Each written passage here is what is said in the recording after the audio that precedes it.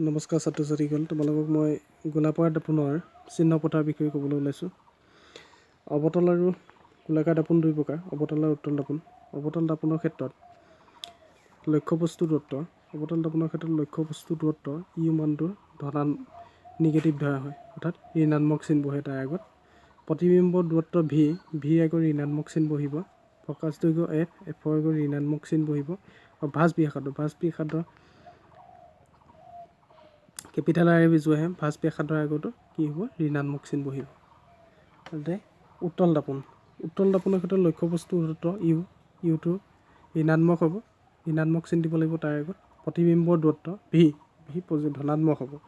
প্ৰতিবিম্বটো দাপোনৰ পিছফালে গঠন হয়, গতিকে ই হ'ব ধনাত্মক হ'ব। প্ৰকাশ দৈৰ্ঘ্য দাপোনৰ পিছফালে থাকিব এফৰ মানটো কি হ'ব? ধনাত্মক হ'ব। আৰু ভাঁজ ব্যাসাৰ্ধ আৰৰ আগতো আমি ধনাত্মক দিব লাগিব। এতিয়া আমি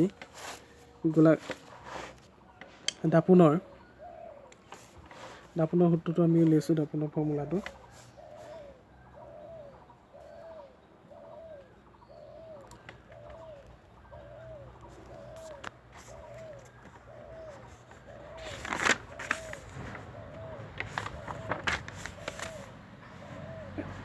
দাপোনৰ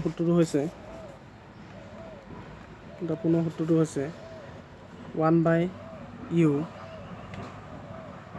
প্লাছ 1/v সমান 1/f, অৰ্থাৎ ইউ হ'ল লক্ষ্যবস্তু দূৰত্ব, ভি হ'ল প্ৰতিবিম্ব দূৰত্ব আৰু এফ হ'ল প্ৰকাশ দৈৰ্ঘ্য। এই তিনিটাৰ মাজৰ সূত্ৰটো হ'ল 1/u প্লাছ 1/v সমান 1/f। আমি ইয়াত উত্তল আৰু অৱতল দাপোনত বেলেগ বেলেগ চিন বহাব লাগিব।